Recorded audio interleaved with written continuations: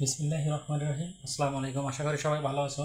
তো গত লেকচারে আমি আলোচনা করছি একের ক খ, এখন আলোচনা করব গ এবং ঘ।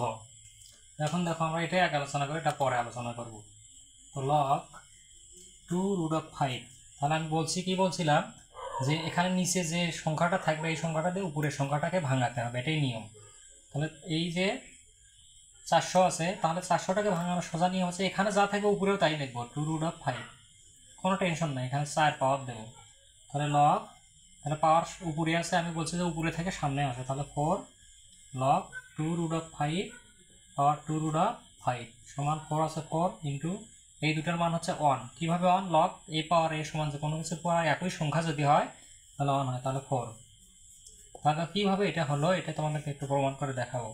তাহলে 2 এর উপর 4 আলাদা, √5 উপর 4টা আলাদা করে দেবো। তাহলে 2 দোকানে 4, 4 দোকানে 8, 8 দোকানে 16, 4 বার আছে এখানে, তাহলে 2 বার লিখবো এখানে, আরও একটা এখানে 2 বার লিখবো। লিখে রুটার স্কোয়ার কাটবো, তাহলে 16 আছে 16, 5 5 25, তাহলে 25 গুণন 16 হচ্ছে 400। এইভাবে এটাকে ভাঙালাম। তো এখানে দেখো, আশা করি তোমরা এটা বুঝতে পারছো। এটাই ছিল ঘ নং প্রশ্নের অ্যান্সার।